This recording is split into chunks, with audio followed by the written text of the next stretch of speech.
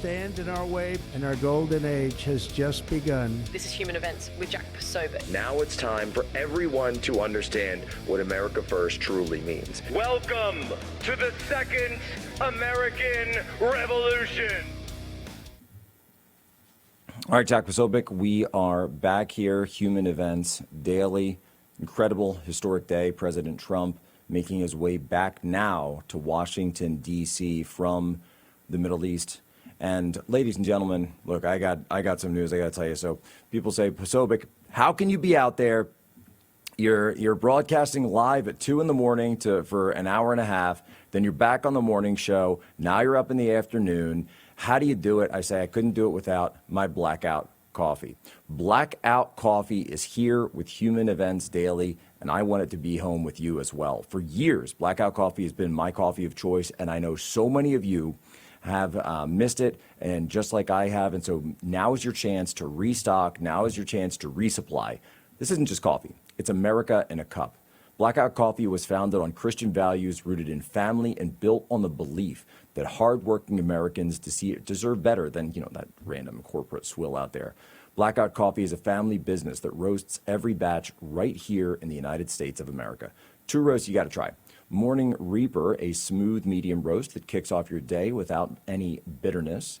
And for the dark roast lovers, I got to tell you, one of my personal favorites is Brutal Awakening. Brutal Awakening is a bold, rich roast with deep flavor that'll keep you sharp and alert. It's perfect for serving friends and family around the holidays. Because let's face it, the best gatherings start with the best coffee. So here's the deal. You go to blackoutcoffee.com/POSO and use promo code POSO for 20% off your first order. That's blackoutcoffee.com/POSO. Support a company that supports your values, American jobs, and fuels your freedom, one strong cup at a time. And I just got to say thank you to the folks over at Blackout Coffee, because if I had not received my resupply last week, I definitely would not have been able to perform this historic day the way that we have. Now, I want to bring in, President Trump taking off there, Air Force One.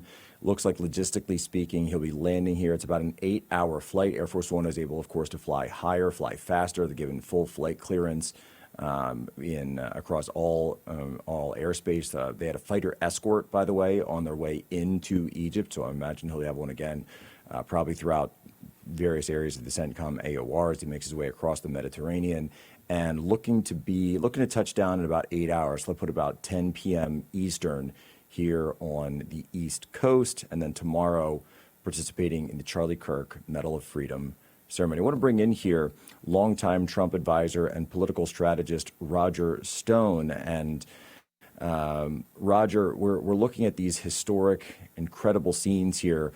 What are we to make of this? We were told that Trump was going to give us World War III, but instead he's given us MAGA world peace. Jack, I think you hit this right on the head. This is a return to the policy of peace through strength, as advocated by Dwight Eisenhower, supported by Ronald Reagan, and as President Trump pursued in his first term, where not only do we not start any new foreign wars, Trump being the only president in modern times who can claim that, but now solving some of the world's worst, skirmishes, worst wars, and so on. This guy's record is extraordinary. Not just this incredible peace deal, which kind of brings back the Abraham Accords, which they again told Trump he could not achieve in his first term, but with the able assistance in that case, as in this, of Jared Kushner, achieved both historic agreements. This is absolutely historic. So there is no greater title that history can bestow than that of peacemaker.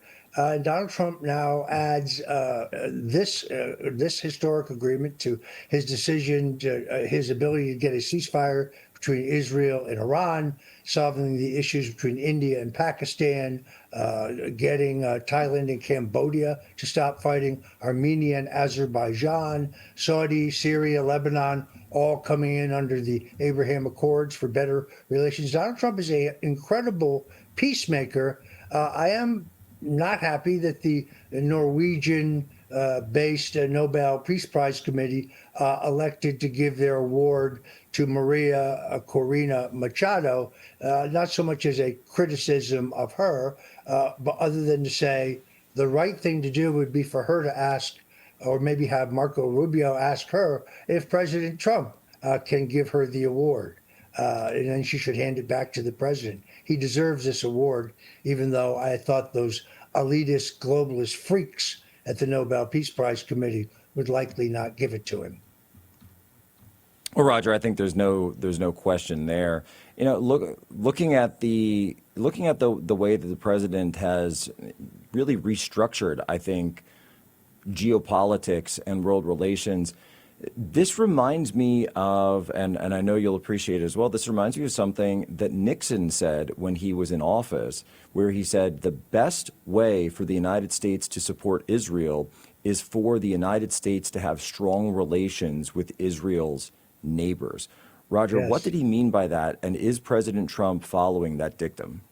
Very famous, very clip. I mean, Nixon went out of his way to improve U.S. relationships with Egypt, with Saudi particularly, with a number of nations in the region. Israel was not happy about it at the time, but Nixon felt strongly that the United States had to have better relationships with everybody concerned if there was any way to bring peace, and we could play the role of peacemaker. This is what Jimmy Carter did at Camp David, one of the few laudable things that he did. So I think that this is just an extraordinary historic occasion that shows that Trump really is a world-class world diplomat. He's negotiated all of these settlements with very able assistance from Steve Witkoff and obviously in this case Jared Kushner.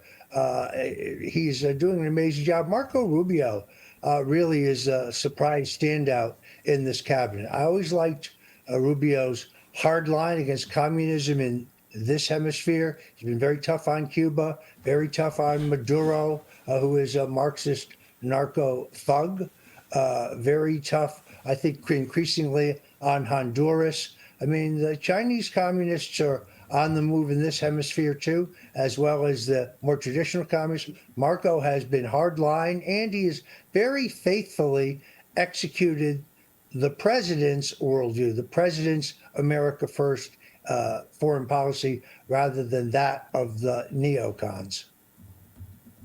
Well, you know, Roger, it was amazing to me. So a week ago, we held the Antifa roundtable in the White House, and I'm there with Andy Ngo and Katie Davis-Court and Savannah Hernandez, my colleagues from the Post-Millennial and Human Events, and there's this moment where I look to my left, and you mentioned Secretary of State, so I can see the hallway. I'm looking down past the East Room into the Executive Mansion hallway, the foyer there on the north side.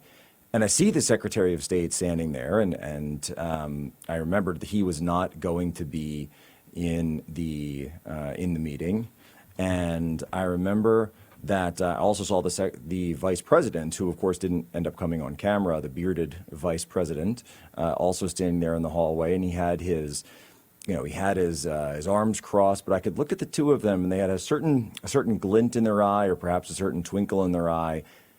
And it looked as though they had good news for the commander-in-chief. And then, of course, as everyone could see, Secretary Rubio came in, whispered in President Trump's ear that we were close to a deal. The president made, Susie Wiles, Chief of Staff, was incredibly gracious that she gave her seat to Secretary of State Rubio so that he could do that. It was an incredible move on her part, complete understanding of protocol. And you see this as a working White House. And what can I say, Roger? It was incredible to be a fly on the wall to that moment in history. Yeah, that little soundbite goes down along with that moment that Andy Card, who's then a White House aide, later I think Secretary of Transportation, whispered in George W.'s ear that the 9/11 towers, that the towers had been hit on 9/11. This is as historic a moment. This is an extraordinary breakthrough. We have to hope that obviously both sides keep their obligations. The freeing of these hostages today is a testimony to the strength and the persistence and the negotiating skill of Donald Trump to bring disparate parties together in the name of peace. It is amazing. They gave Barack Obama the Nobel Peace Prize, but the only real accomplishment he had, Jack, was killing more human beings with drones than any president in American history. I really think the president deserves this award, and I would hope that Maria Corina Machado would consider accepting it and giving it to the president, bestowing it to the president.